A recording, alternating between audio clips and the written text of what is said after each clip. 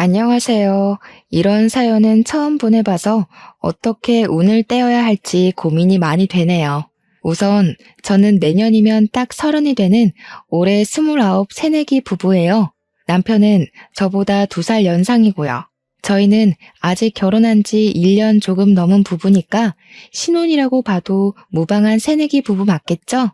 우선 제가 이 사연을 보내게 된 가장 큰 이유는 딱 한 명만 꼽기는 힘들 것 같아요. 이렇게 우리의 결혼 생활이 단기간에 끝나게 될 줄은 몰랐거든요. 제 남편은 정말 너무 다정했었어요. 내가 늘 불안증이 있나 싶을 정도로 불안했던 과거의 연애들과는 달리 남편과 있으면 마음이 너무 안정이 되었어요. 하지만 그 다정에 속았던 게 아닌가 싶기도 해요. 왜냐고요? 바로 제 남편이 마마보이였거든요. 말로만 듣던 그 마마보이가 제 남편일 줄은 정말 꿈에도 몰랐습니다. 물론 이제는 전 남편이 된 사람이지만 그래도 남편이라고 칭하며 제 사연을 들려드리도록 할게요. 아마 제가 연애와 결혼이 이렇게 다르다는 걸 진작 알았더라면 결혼을 하지 않았을 거라 다짐했을 텐데 말이죠. 아무튼 제 이야기를 시작해 보도록 할게요. 제가 남편과 처음 만나게 된 거는 아마도 거의 대학교 4학년 졸업 직전쯤이었어요. 솔직하게 남편을 만나기 전까지는 연애에 크게 관심이 없는 편이었어요. 뇌리에 꽂힐 만한 사랑을 해본 적이 없었기 때문에 남자에게도 그다지 관심이 있는 편은 아니었죠. 그런데 어느 날 친구가 허겁지겁 달려와 제발 과 미팅에 좀 같이 나가달라고 부탁하는 거예요. 제가 조금 낯가리는 성격이기도 하고 연애를 꼭 해야만 하나 하는 타입이라 과 미팅이라는 거는 한 번도 나가본 적이 없었거든요. 야, 제발 한 번만 과 미팅에 같이 좀 나가주라. 응? 원래 같이 가기로 했던 친구가 사정이 생겨서 못 온다고 해서 그래. 나 엄청 낯가리는 거 알잖아. 싫어. 가서 어차피 말 한마디도 못 꺼낼 텐데 그럴 거면 왜 가, 내가. 아니야. 너 무언가를 꼭 하지 않아도 돼. 그냥 자리만 채워주라. 짝수가 안 맞아서 그래. 짝수가 안 맞으면 소개팅이 무슨 재미냐고. 다 무산되게 생겼어. 구제해주라. 제발. 이 차는 필수 참여 아니라면서 제발 부탁이라고 애원하는데 저렇게까지 사정을 하는데 내가 매정하게 구는 게 맞나 싶었어요. 그래서 결국 나가게 된 거였죠. 난생 처음 겪는 분위기에 눈알만 굴리고 있는데 제 시선을 가로챈 남자가 있었어요. 안녕하세요. 이름은 강현준이고요. 올해 25살입니다. 군대에 다녀오느라 복학을 하게 됐어요. 여기에서 제가 나이가 제일 많으려나요? 괜히 머쓱하네요. 잘 부탁드리도록 하겠습니다. 목소리까지 제 심장을 저격하고 말았던 거예요. 바닥만 보면서 떨리는 목소리로 운을 떼자 친구가 떨지 말라며 손을 잡아주더라고요. 소개하는 내내 그 남자의 시선이 느껴져서 더 떨렸던 것 같아요. 차마 눈을 볼 수가 없더라고요. 그렇게 신나게 놀다가 친구의 2차 강요는 없다는 말에 귀가하려는데 그 남자가 다가와서 연락처를 물어보더라고요. 그렇게 저희의 첫 만남이 시작됐던 거예요. 저희는 결혼만큼이나 연애도 빨랐어요. 한 달 정도 연락을 주고받고 연애를 하게 됐고 처음에는 미영 씨, 현준 씨라고 칭하던 호칭도 자기야 혹은 여보로 바뀔 무렵 청혼을 하더라고요. 연애하는 내내 너무 다정한 모습만 보여주던 남편이었기 때문에 결혼하고 나서 얼마나 더 잘해줄지 그 당시에는 기대만 잔뜩 품었던 것 같아요. 그렇게 저희는 순조롭게 상견례 날짜까지 정하게 됐어요. 남편은 저희 부모님이 혹시나 자기 아버지가 일부러 안 나오신 줄 알고 오해하실까 걱정이 됐는지 아버지는 어릴 때 돌아가셨다고 미리 알려줘서 부모님께도 말씀드렸어요. 저희는 그렇게 상견례를 하게 됐죠. 처음 뵌 시어머니는 저를 너무 예뻐해 주셨고 이래서 남자친구가 이렇게 다정하고 사랑이 많은 건가 하는 생각까지 들 정도였죠. 결혼을 준비할 때 집은 어떻게 해야 하나 고민하는데 시어머니께서 집을 해주시겠다고 하시더군요. 저는 요즘 집값이 하늘을 치솟다 보니 모아놓은 돈으로는 어림도 없어서 걱정이 많았는데 참 다행이다 싶기도 하고 너무 감사한 마음이 들었어요. 다만 조건이 하나 붙었습니다. 바로 카드키가 2개가 나오는데 시어머니께서 하나는 본인을 달라고 요구하시더라고요. 어떻게 해야 할지 고민했지만 남편은 자기가 비밀번호 누르고 들어오면 된다며 그냥 드리자고 하길래 저는 남편의 말을 들을 수밖에 없었어요. 그래서 하나는 제가, 하나는 시어머니가 가지고 있고 남편은 비밀번호를 누르고 들어와야 했죠.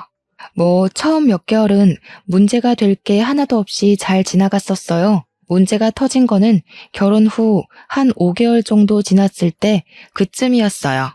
저와 남편은 평소에도 궁합이 좋았지만 속궁합도 꽤 좋은 편이었거든요.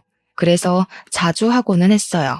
그러다 보니 저는 외출을 하는 것보다 남편과 보내는 시간을 더 좋아했고 남편 또한 저와 단둘이 보내는 시간들을 너무 좋아했는데 한 달 정도 전부터 친구들과 약속을 잡았던 그날 사건이 터지고 만 거예요. 진짜 나가기 싫다. 여보랑만 있고 싶은데. 그런데 한 달 전부터 잡은 약속이라 오늘은 진짜 어쩔 수 없으니까 자기가 나 하루만 봐주라. 응? 나 진짜 금방 올게. 조금만 기다리고 있어. 걱정하지 마. 나 어디 안 가고 집에서 딱 기다리고 있을게. 너무 보고 싶을 것 같아 벌써부터. 도착하면 연락하고 집에 오기 전에 꼭 연락해야 돼. 혹시라도 취하면 데리러 갈 테니까 말하고. 그렇게 저는 남편과 인사를 나누고 친구들을 만나러 외출을 했죠. 매번 남편과 시간을 보낸다며 친구들이 만나자는 말에도 미안하다는 말로 거절을 몇 번 했더니 친구들이 서운하다고 하는 바람에 잡게 된 약속이었어요. 그 약속에 나오지 않았다면 이 사연을 보낼 일도 없었을까 하는 생각까지 들기도 해요. 친구들과 신나게 놀고 집으로 귀가하기 전 남편이 집에 오기 전에 연락해달라던 게 떠올라서 남편에게 전화를 걸었어요. 똥강아지처럼 기다리고 있었는지 언제 오냐면서 보채길래 곧 갈 거라고 조금만 기다리라고 하고 끊었어요. 서둘러 가고 싶은 마음에 택시를 잡고 가는 중이었는데 갑자기 문자 한 통이 오는 거예요. 확인해 보니 시어머니셨어요. 엄청 장문의 메시지가 왔길래 읽어봤는데 아직도 충격이 가시지를 않아요. 예, 아무리 시대가 변했다고 한들 이러는 거 아니다. 내가 내 아들을 어떻게 키웠는데 네가 내 아들을 이딴 식으로 대하니? 이런 수치심도 없는 년. 너는 하느님께 죄의식도 없니? 하느님께 사죄나 하거라. 나는 너를 그렇게 좋게 봤건만 네가 그렇게 천박한 년인 줄은 몰랐다. 실망이구나. 저는 메시지를 읽고 머리가 띵했어요. 방금까지 남편에게 귀가한다는 연락까지 하고 기분 좋게 집에 가는 도중에 받은 문자 메시지는 너무 충격적이라 이게 무슨 일인가 싶었죠. 여태껏 남편과 사는 동안 시어머니의 이런 모습은 본 적도 없었어요. 당황스러워서 기사님께 조금만 서둘러서 가달라고 집에 급한 일이 생겼다며 부탁을 드리니 알았다며 속도를 내주시더군요. 얼른 집에 들어가 보니 남편은 옷 하나 걸치지 않은 상태로 울고 있었어요. 무슨 일이냐며 물어보니 남편이 그러더군요. 그게 내가 자기가 곧 귀가한다고 하길래 내가 오늘 너무 이벤트를 해주고 싶어서 자기 놀라게 해주려고 했는데 하필 그때 엄마가 들어오셔가지고 내 모습 보고 가신 것 같아. 우리 엄마 화 많이 난 것 같은데 어떻게 하지 자기야? 아, 나 이런 적 처음이라 어떻게 해야 할지 모르겠어. 그러면서 눈물을 그칠 줄을 모르더라고요. 남편에게 들은 사연은 정말 웃음도 안 나오더라고요. 사연은 이랬습니다.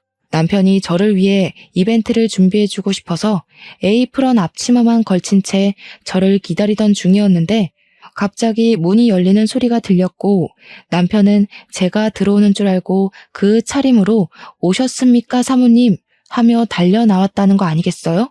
남편은 시어머니랑 눈이 마주쳐서 깜짝 놀라서 방으로 들어갔다가 나왔는데 남편의 차림새를 본 시어머니께서 반찬을 가져다 주려고 오셨다가 화가 잔뜩 나서 반찬만 두고 돌아가셨다는 거였어요. 너무 당황스러웠지만 남편을 달래는 게 급선무 같아 남편을 달래준 후 시어머니에게 전화를 걸어봤어요. 제 입장에서 그런 상욕을 들은 게 당황스러웠지만 시어머니께서도 그런 아들의 모습을 보는 게 많이 당황스러우셨을 거라 어떻게든 이해해보기로 하고 자초지종 설명을 하고 오해를 풀고 싶어 전화를 걸었어요. 그런데 시어머니께서는 단단히 화가 나셨는지 제 전화를 받지 않으시더라고요. 아마 이때부터였던 것 같아요. 시어머니가 저를 미워하기 시작하셨던 게, 제 연락을 전혀 받지 않으시다 보니 남편은 본인이 어떻게든 시어머니 기분을 풀어보겠다며 매일 시어머니 댁으로 퇴근을 했어요. 그렇게 시어머니 댁에 가면 집에는 거의 들어오지 못하고 바로 출근하는 날이 허다했죠. 그래도 보통 신혼집에는 들어오지 않나요? 이해도 안 가고 서운한 마음도 들었지만 시어머니가 저희 엄마라고 생각해도 나는 남편처럼 행동했겠지, 아마 그랬을 거야 하면서 이해해 보려고 노력했어요. 자기 엄마인데 어쩌겠나 싶은 마음으로요. 그런데 몇 달을 그렇게 해도 참았는데 그 강도는 심해지면 심해졌지 줄어들 틈이 보이지를 않았어요. 결국 사건이 하나 터지게 된 거예요. 어떤 영문인지는 몰라도 남편이 휴가를 열흘 정도 얻게 되었다고 하더라고요. 최근 남편이 회사 일 때문에 바쁘기도 했고 시어머니 기분을 풀어드리겠답시고 집에도 잘 들어오지 않아 오래간만에 둘만의 시간을 보내야겠다는 생각이 들었죠. 그래서 태어나서 해외여행을 한 번도 가본 적 없었던 저는 이 기회에 해외여행을 가보자고 남편에게 이야기를 꺼내게 됐어요. 저는 당연히 남편도 좋아할 줄 알았는데 제 착각이었더라고요. 자기야, 우리 요즘 너무 같이 시간을 보내지도 못했고 여행 안 가본 지도 꽤 됐잖아. 당신 휴가 동안 해외여행 다녀오는 거 어때? 늘 국내만 다녀봤지 해외는 한 번도 가본 적 없잖아. 나 태어나서 한 번도 못 가봐서 너무 가보고 싶어. 자기야, 미안한데 엄마가 이번 휴가에 일주일 정도는 엄마랑 같이 있어달라고 하시네. 엄마가 기분이 아직 안 풀리셔서 엄마가 하자는 대로 해야 할 것 같아. 우리 여행은 2, 3일 정도만 다녀오는 걸로 하자. 자기가 가자는 곳으로 갈게. 자기가 가고 싶은 곳으로 가자. 순간 머리를 한 대 맞은 기분이었어요. 지금 내가 잘못 들은 건가 싶었죠. 물론 시어머니 기분이 상하셨다는 것은 알지만 몇 달을 집에 들어오지도 않고 시어머니 곁만 지켜도 다 이해해 주려고 노력했는데 슬슬 한계가 오는 기분이었어요. 날이 가면 갈수록 이게 내 남편인 건지 시어머니 남편인 건지 헷갈릴 정도였죠. 결혼 초에는 저에게서 떨어질 줄 모르던 남편은 저랑 있는 시간보다는 시어머니와 보내는 시간이 더 많아졌고 저와 있는 시간이 예전에 비해 현저히 줄어드는 게 확 느껴질 정도였어요. 쉬는 날 시어머니네 가는 날이면 늘 주말 내내 자고 오기 일쑤였기 때문에 신혼집으로 귀가하는 거는 기대조차 하지 말아야 했고요. 그렇게 주말에는 늘 혼자 자야만 했어요. 남들이 연애를 해도 외롭다고 하는 감정이 이런 감정인 걸까 하는 생각까지 들더라고요. 너무 속상해서 혼자 울면서 잠든 나날들이 얼마나 많은지 몰라요. 결국 참다 속이 터진 저는 남편에게 전화를 했어요. 도대체 집에는 언제 들어올 생각이야? 집에 들어올 생각은 있어? 벌써 한 달도 넘었어. 이 정도 기다려줬으면 꽤 많이, 오래 잘 참고 기다려준 거 아니야? 더 기다려야 해? 당신은 나랑 결혼한 거야? 어머님이랑 결혼한 거야? 제발 하나만 해. 아니, 당연히 자기지. 무슨 말을 그런 식으로 하냐? 같이 못 있어줘서 서운한 거는 알겠는데 말이 좀 심하다. 우리 엄마한테는 나뿐이잖아. 이것도 이해 못 해줘? 알아요. 결혼 전에 시아버지가 돌아가셨다고 해서 시어머니와 서로 많이 의지했겠거니 예상은 했지만 제가 생각했던 것보다 더 시어머니와 더 애틋한 것 같았어요. 하지만 그거는 결혼 전에나 그런 거잖아요. 애기도 낳아야 하고 한 가족의 가장인데 이런 식으로 굴면 안 되는 거잖아요. 제가 생각해도 나냐 어머님이냐 하는 질문은 제법 많이 유치했다는 것 알아요. 하지만 더는 참을 수 없었고 이런 유치한 질문까지 하게 만드는 남편도 열받았지만 남편의 대답에 더 화가 나고 말았죠. 세상에 가스라이팅도 이런 가스라이팅이 없었어요. 그렇게 한없이 다정하기만 하던 제 남편도 사라지고 한없이 저를 예뻐해 주셨던 시어머니도 안 계셨죠. 제 잘못도 아닌데 시어머니는 제가 어찌나 미우셨는지 그때부터 시월드가 시작됐어요. 평소에는 열쇠를 가지고 계셔도 늘 미리 연락을 주고 오시거나 초인종을 누른다거나 하셨는데 이제는 그런 기본적인 매너는 챙기기도 싫으신 듯 무단으로 열고 들어오시는 것은 기본이었어요. 그때부터 시어머니가 오실 때마다 늘 긴장이 됐어요. 예, 너는 집 꼬락서니가 이게 뭐니? 이 먼지 좀 봐. 이러니까 우리 현준이가 집에 가기 싫다고 그러지. 밥은 있니? 아이고, 이게 다 며칠이나 묵힌 거니? 반찬도 없지? 냉장고 정리는 또 왜 이렇게 안 하니? 으이그 아주 네가 그러고도 여자니? 늘 이런 식으로 자꾸만 혼을 내시고 잔소리를 하기 일쑤였어요. 처음에는 솔직히 너무 긴장도 되고 무서워서 그저 죄송합니다, 죄송합니다 하기만 바빴어요. 그런데 가만히 듣고 있으니 황당하더라고요. 남편이 집에 가기 싫다고 한 게 아니라 본인이 안 놔주신 거면서 웃음도 안 나오더군요.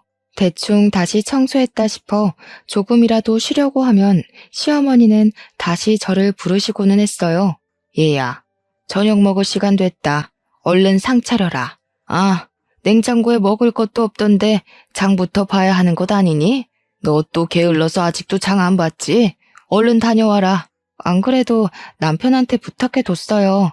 마트에 들러서 오는 길에 좀 사달라고요. 곧 올 거라 남편 오면 금방 준비해 드릴게요. 뭐? 정신 나갔니? 이게 어디 일 다녀와서 피곤한 남편한테 일을 시켜? 빨리 안 다녀와? 너 늘 그렇게 네 남편 시켰니? 그러면서 화를 내시는 게 아니겠어요? 너무 어이가 없었어요. 제가 뭐 집에서 놀기만 하는 것도 아니고 저도 직장인인데 말이에요. 하필 오늘이 휴무라서 집에 있던 건데 시어머니 눈에는 제가 노는 걸로만 보이셨나 봐요. 그날 남편이 귀가해서도 시어머니께서는 남편한테도 한마디를 하시더군요. 이놈의 자식아, 너는 내가 그렇게 가르쳤니? 어디 사내 새끼가 장을 봐오란다고 장을 봐와? 어? 그런 거는 남자가 하는 게 아니야. 요즘 세상이 어떤 세상인데 이런 차별을 겪어야 하나 싶어 너무 서러웠어요.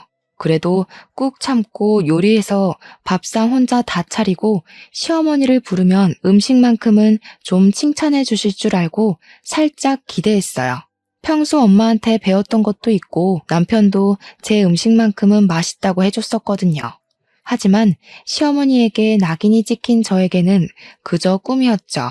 예, 너는 지금 이거를 먹으라고 만든 거니? 국은 짜고 얘는 싱겁고 쟤는 왜 이렇게 매워? 간이 하나도 안 맞네 하나도. 여태껏 이런 거를 만들어서 애 먹이고 살았던 거야? 너는 이거를 말도 안 해주고 뭐 했니? 나는 맛있기만 한데. 진짜 맛있어서 뭐라고 안 한 거야. 괜찮은데 왜 그래? 자기야, 너무 신경 쓰지 마. 나는 진짜 맛있어. 거짓말했던 거 아니야. 얼씨구, 꼴값을 떤다. 내가 너를 그렇게 키웠어? 이게 뭐가 맛있다는 거야 도대체? 맛없다고 하면 네 마누라가 난리라도 부리니? 응? 아니면 네 혀가 어떻게 된 거 아니야? 정말이지 서럽다는 말로는 표현이 다 되지가 않을 정도였어요. 이렇게까지 요리 실력으로 비난을 받아본 적은 없어서 어떻게 해야 할지 모르겠더라고요. 그래도 시어머니니 어쩔 수 없이 죄송하다고 하고 밥상을 치워버렸죠. 하지만 그것도 못마땅스러우셨나 봐요. 아니, 지금 시어머니랑 제 남편 밥도 다 안 먹었는데 밥상 치우는 꼬락서니 봐라. 도대체 뭘 배운 거야? 왜 이렇게 버르장머리가 없니? 싸가지하고는. 어떻게 너는 만나도 이런 계집애를 만나니? 엄마, 제발 그만 좀 해. 맛있기만 한데 왜 자꾸 투집이야? 엄마가 맛없다고 뭐라 하니까 치우는 거잖아. 먹을 거야? 안 먹을 거잖아. 먹을 거면 왜 뭐라고 한 건데? 그냥 얌전히 먹으면 좋잖아. 남편 아니었으면 저는 정말 못 버틸 수도 있었겠다 싶었어요. 이 끝도 없는 트집이 그렇게나 밉더라고요. 그래도 이때까지는 남편이 제 편을 들어줘서 어떻게든 버틸 수 있었어요. 하지만 시어머니의 시월드는 여기에서 끝나지 않았죠. 꾸준히 저를 본인의 집에 부르시고는 했어요. 요리를 다시 가르쳐야겠다는 핑계로요. 간이 이게 뭐니? 다시 만들어라. 아니 나이가 몇 살인데 요리를 이렇게까지 못할 수가 있어? 심각하다 정말. 너 같은 애를 시집 보낼 생각을 한 너희 부모님이 대단하시고 좋다고 냉큼 시집 온 너도 대단하다. 저에게 뭐라고 하시는 것까지는 어떻게든 참았지만 부모님 욕에는 너무 서러워서 눈물이 다 나왔어요. 시어머니께서는 내가 뭐라고 했다고 우냐면서 뭐라 하셨지만 한 번 흐르는 눈물은 멈출 줄을 몰랐죠. 어머니, 저도 잘하고 싶어요. 그래도 나름 엄마한테 요리도 배워서 왔고 친구들도 다들 요리 잘한다고 해줬었고 남편도 맛있기만 하다고 하는데 괜히 너무 트집을 잡는 거 아니세요? 그렇게 펑펑 울자 시어머니는 당황해서는 아무 말도 못 하시더라고요. 하지만 그게 다일 줄 알았던 거는 제 착각이었고 시어머니는 저에게 청소까지 시키셨어요. 너희 집 청소 상태가 말이 아니더라. 어디 청소해봐라. 도대체 어떤 식으로 청소를 하길래 집안 꼬락서니가 그 모양 그 꼬락서니인지 내가 직접 봐야겠다. 그러면서 제가 청소를 할 때마다 하나씩 다 트집을 잡기 시작하셨어요. 그래도 여기까지는 약과였다고 생각해요. 그나마 집에 돌아오면 남편이 고생했다며 어깨도 주물러주고 위로해줘서 많이 버틸 수 있었거든요. 하지만 남편이 조금씩 변하고 있는 게 느껴졌어요.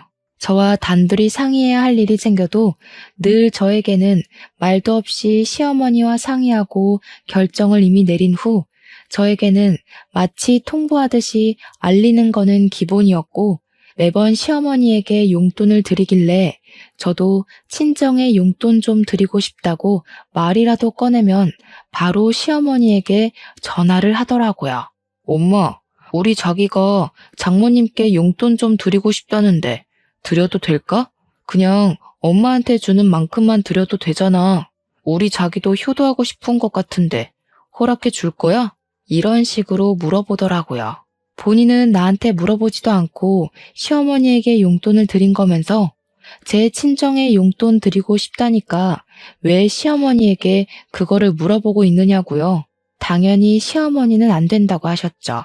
그날은 남편과 정말 대판 싸운 것 같아요. 너는 도대체 누구 편이냐면서요. 진짜 문제가 터진 거는 명절이었어요.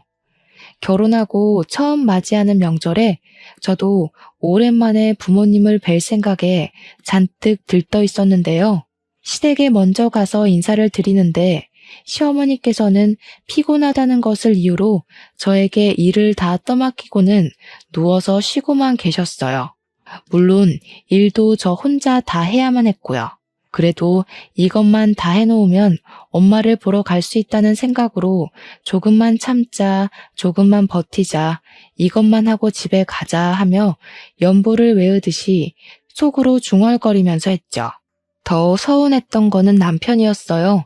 평소라면 제 편에서 같이 도와줬을 남편이 시어머니 눈치를 보느라 시어머니 옆에서 누워만 있더라고요.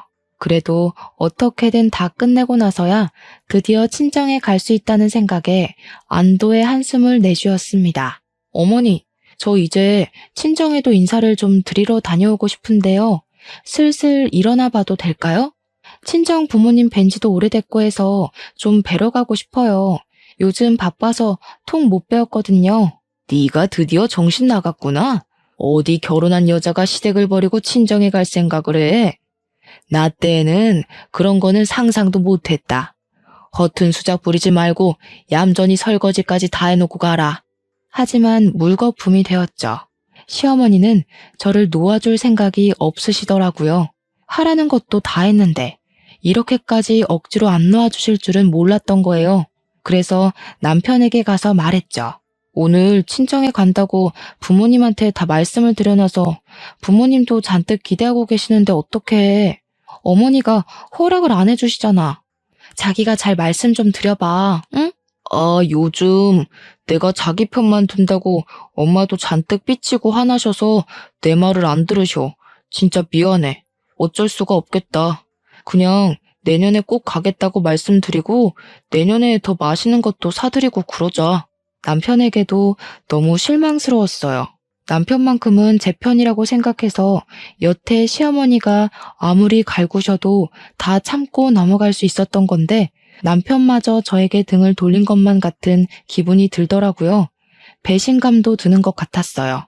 여태껏 우리 친정에는 신경 한 번도 안 써주고 저는 시댁에만 용돈을 드리고 해도 다 이해하고 넘어가 줬는데 이게 뭔가 싶었어요.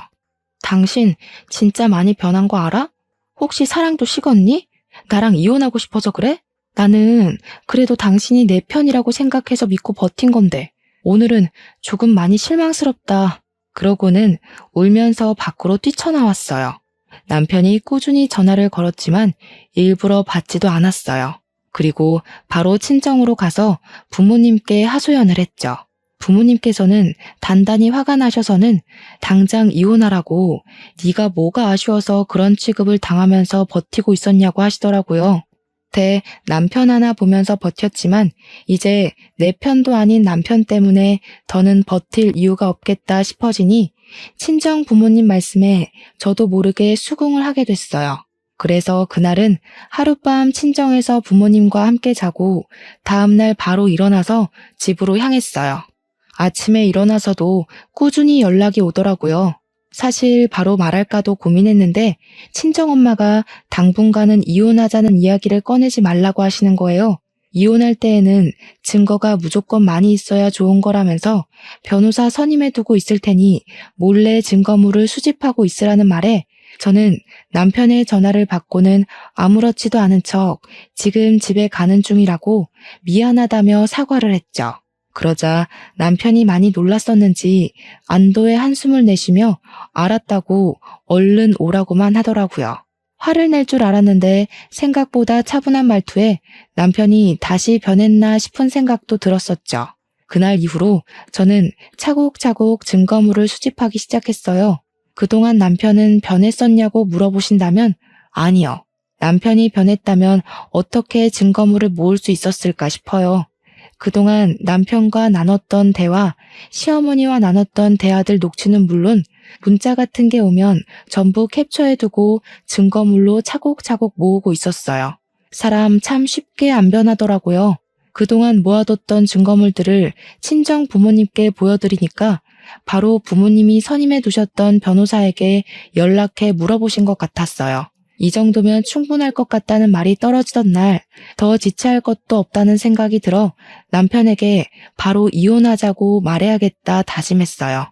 그날 저녁에는 또 시어머니네 갈 것 같던 남편이 웬일인지 바로 집에 들어왔더라고요.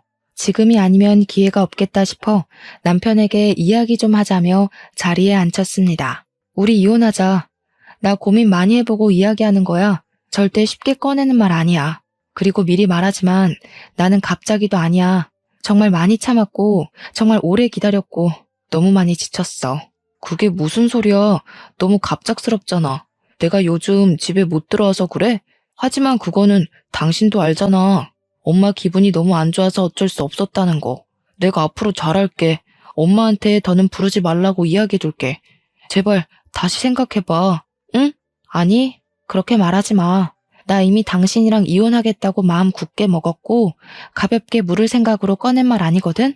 나는 곧 죽어도 당신 같은 마마보이랑은 못 살겠어. 당신이 이렇게까지 마마보이인 줄 알았으면 나는 당신이랑 결혼 안 했을 거야. 남편이 시어머니만 감싸고 도는 탓에 저에게 사랑이 식은 것만 같던 남편은 제가 이혼하자는 말에 그저 울면서 붙잡았습니다. 하지만 지칠 만큼 지쳤고 질릴 만큼 질린 저는 그의 말에도 전혀 흔들리지가 않았어요. 말을 꺼내기 전까지만 해도 이 사람이 붙잡으면 어쩌지? 붙잡으면 흔들릴 것 같은데 그러면 그때는 어떻게 해야 하는 거지 하는 고민들을 하고는 했었는데 쓸모없는 고민이었더라고요. 그리고 바로 짐을 싸고 친정으로 돌아갔죠. 돌아가니 변호사가 와서 부모님과 대화 중이더라고요. 저 결과 좋을 수 있겠죠? 진짜 이 사람이랑 더는 못 살겠어요. 완전 사기 결혼 수준이잖아요. 꼭 이 사람 후회하게 만들고 싶어요. 걱정하지 마세요. 증거물들 보니 아주 꼼꼼하게 잘 모으셨더라고요. 그 정도면 무조건 승산이 있습니다. 뼈저리게 후회하게 될 거예요. 고생 많으셨어요, 그동안. 제가 굳은 의지를 보이며 꼭 후회하게 만들고 싶다고 하니 변호사는 걱정하지 말라며 저를 다독여 주셨어요. 참 좋은 분을 만난 것 같아 다행이라는 생각이 들더군요. 그렇게 그날 저녁에는 변호사와 긴밀한 대화를 나누다가 변호사가 가시고 나서야 편히 쉬었던 것 같아요. 남편에게도 꾸준히 연락이 와서는 제발 다시 생각해보라고 했지만 더는 생각할 가치도 없고 생각하고 싶지도 않더라고요. 며칠 후 변호사에게 연락이 왔는데 다행스럽게도 기쁜 소식이었어요. 변호사의 말대로 저는 너무 고통받았다는 사실 또한 입증이 완료된 상태였고 재판부가 보기에도 이미 저희 부부는 답이 없다고 느껴진 것 같았어요. 원하는 대로 이혼을 하게 됐습니다. 그리고 변호사가 재산 분할 신청도 가능하다고 알려주신 덕분에 재산 분할 신청도 했었는데요. 다른 사람들의 사례를 보면 시어머니와 직접적인 고부 갈등은 아니어서 20%도 안 되게 받았다고 하던데 저는 시어머니께서 툭하면 집에 찾아와서 스트레스를 주시고 명절에도 혼자 일 다 하게 하면서 친정에도 못 가게 막으시고 본인 집 청소까지 시키는 둥 말 그대로 시월드가 뭔지 보여주셨고 남편 또한 시어머니께서 저를 괴롭히는 것을 뻔히 보면서 방관했기에 재판부가 보기에도 너무 악의적이라 느껴지고 답답하셨던 모양이에요. 결국 재산 분할 비율 40% 가까이 받게 되었네요. 변호사가 말하기로는 악의적으로 저에게 부당한 대우를 저지른 시어머니에게 또 따로 위자료 청구가 가능하다길래 이 악물고 버티면서 수집했던 증거들을 위자료 청구 소송까지 해내며 결국 2천만 원까지 받아내는 데에 성공했습니다. 그들에게 뜯어낼 만큼 다 뜯어낸 것 같아요. 어떻게 보면 제가 나쁜 사람처럼 보일 수도 있겠지만 그만큼 정신적 고통도 심했기에 재판부에서도 인정해준 게 아닐까 싶어요. 그저 그렇게 해피엔딩으로 끝날 줄 알았는데 제 착각이었어요. 그것도 거한 착각이요. 결과를 보고는 시어머니께서 어이가 없다는 듯 저를 찾아오셨습니다. 시어머니는 여전하시더라고요. 오랜만에 마주한 건데 인사도 생략하고 대뜸 화부터 내시더라고요. 너 정신 나갔어? 이게 어디 건방지게 감히 내 아들 재산까지 넘봐? 게다가 뭐? 위자료 청구? 지금 이게 말이니? 당장 취소하지 못해. 내 돈 당장 돌려줘 이 천벌 받을 년아. 오자마자 윽박을 지르시는데 마지막까지도 남편은 오지도 않고 시어머니가 혼자 오셨더라고요. 이 인간은 아직도 자기가 초등학생인 줄 아는 건지 너무 정이 떨어졌습니다. 결국 최대한 예의를 차리려고 노력했지만 다시는 보고 싶지 않은 마음에 예의고 뭐고 할 말은 해야겠다 싶더라고요. 어머님, 저 참을 만큼 참았어요. 어머님이 오해하셨던 그 상황도 제가 시킨 게 아니라 현준 씨가 이벤트를 해주겠다고 말도 없이 했던 일인데 왜 저한테 그러세요? 이게 어디 따박따박 말대꾸니? 누가 먼저 시작을 했든 그게 무슨 상관이야. 우리 애가 그딴 취향일 리가 없어. 다 사악한 네가 우리 애를 잘못 몰들인 거지. 알겠니? 이 사탄 같은 계집애. 최대한 예의를 지키고 대우를 해드리려고 했는데 어머님은 정말 안 되겠네요. 지금 이러시는 것까지 증거물로 보내서 재산 더 뜯기고 싶으세요? 아마 저에게 되게 유리한 싸움이 될 것 같은데 원하신다면 어디 한번 해보세요. 더는 참고 있을 생각 추호도 없으니까요. 시어머니께서는 제 말에 할 말을 잃으셨는지 그저 건방진 것, 어떻게 저런 게 우리 집에 시집을 왔는지 모르겠다며 투덜거리시더군요. 그러더니 남편에게 전화를 걸어 빨리 여기 와보라고 이 계집애가 나한테 어떻게 굴고 있는지 아냐면서 소리를 지르시는데 무슨 시트콤이라도 찍는 줄 알았습니다. 도대체 제가 뭘 그렇게 잘못했냐고요. 시어머니는 저에 대한 오해를 풀 생각이 전혀 없으셨던 것 같아요. 저만 어떻게든 오해를 풀려고 노력했던 거였죠. 그리고 어머니, 착각하지 마세요. 제가 먼저 꼬신 게 아니라 어머니 아들이 먼저 저 꼬신 거예요. 자꾸 제가 아무것도 모르는 순수한 아들을 꼬신 꽃뱀 같은 걸로 오해하시는 것 같아서요. 누가 먼저 꼬신 건데 아무것도 모르면서 저런 말을 뱉으시는 건지 영 기분이 상해서 이대로는 참을 수가 없겠다는 생각이 들어서 한마디 했더니 마치 분하다는 것처럼 씩씩거리며 돌아가시더군요. 시어머니가 집으로 돌아가시고 남편에게 문자를 한 통 남겼습니다. 당신은 어떻게 헤어지는 그 마당에도 이렇게 생각이 없니? 직접 와서 할 말을 하든가. 어머니를 혼자 보내는 게 말이 돼? 참 한심하다. 정신연령 어린 티 내지 말고 우리 다시는 보지 말자. 그렇게 보내고 한 10분 정도 지났을까요? 시어머니에게 버르장머리 없는 게 정신 나갔냐느니 쌍욕이 날아오더군요. 너는 내가 아까는 봐주고 왔더니 그새 또 우리 아들한테 이딴 메시지를 남겨? 우리 애가 보낸 게 아니라 내가 너한테 따지려고 간 거다 이년아. 또 이딴 메시지 보내기만 해봐 아주. 또 시어머니에게 제 문자를 보여주며 여기에 뭐라고 답장하냐고 물어봤을 게 뻔했죠. 그 인간은 안 봐도 비디오였어요. 참 달라질 게 없는 인간들이다 싶어 더는 상종하고 싶지 않아서 차단했습니다. 결혼하기 전에는 이런 결말을 전혀 예상하지 못했었어요.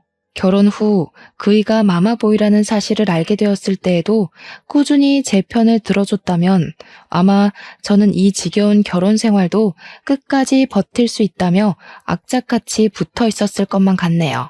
하지만 다행인 건지 몰라도 결국 이렇게 이혼을 하게 되었습니다. 꽤 많이 상처만 남은 결혼 생활이었지만 연애할 때에는 그래도 남편이 참 많이 다정했었거든요. 시어머니 또한 연애 초반에는 저에게 너무 잘해주셨고요.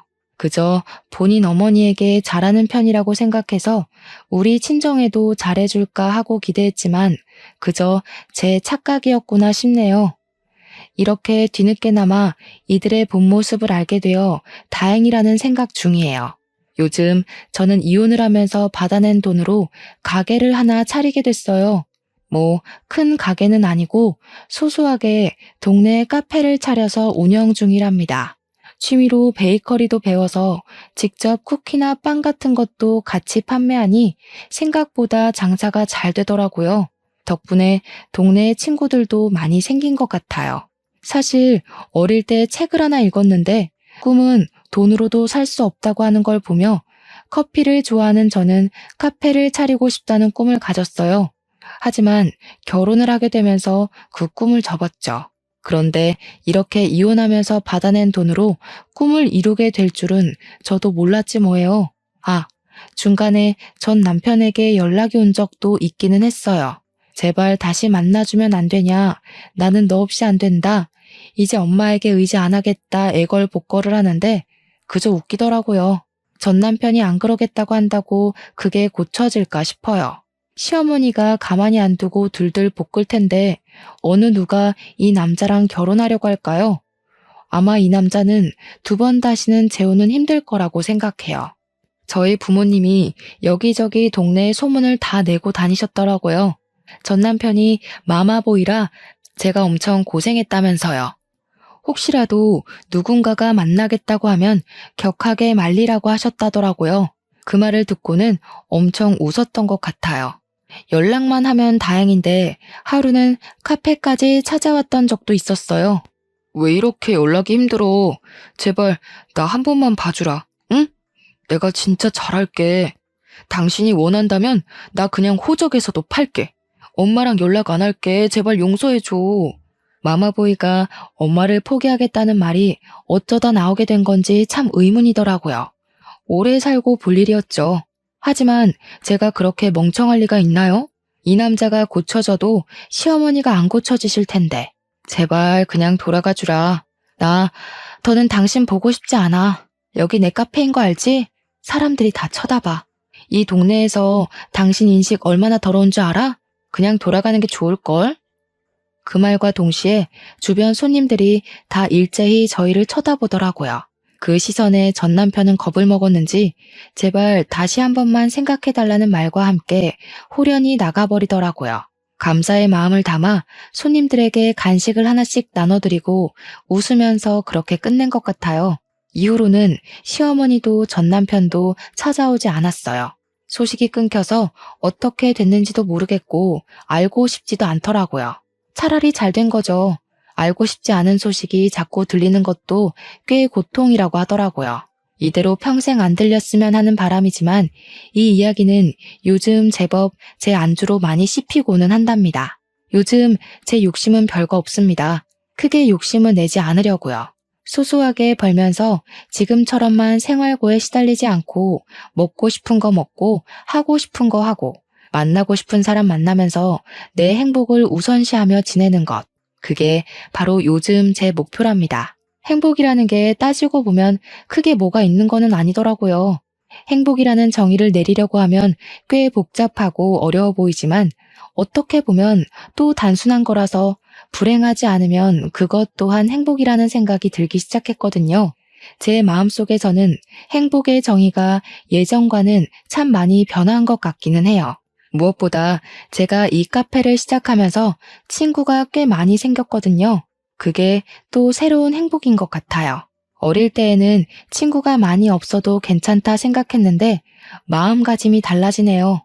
결혼, 그리고 이혼이 저를 제법 성숙하게 만든 것 같다는 생각이 들어요. 여러분은 마마보이?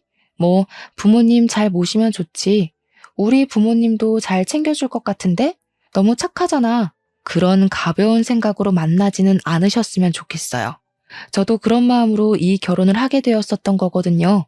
자기 부모님에게도 잘하니 당연히 저희 부모님에게도 잘할 줄 알고 믿고 결혼한 건데 뒤통수 제대로 맞은 거죠. 늘 신중 또 신중하게 생각해 보시고 후회 없는 선택을 하셨으면 좋겠어요. 저처럼 상처받는 사람들이 더는 없었으면 좋겠다는 간절한 마음으로 이렇게 사연 보내봅니다. 세상의 모든 남자들이 아셨으면 좋겠어요. 결혼 생활이라는 거는 남편의 역할이 참 중요하다는 것을요. 저는 남편으로 인해 배로 상처를 받았고 마마보이는 본인 엄마에게 싫은 소리를 전혀 하지 못하더라고요.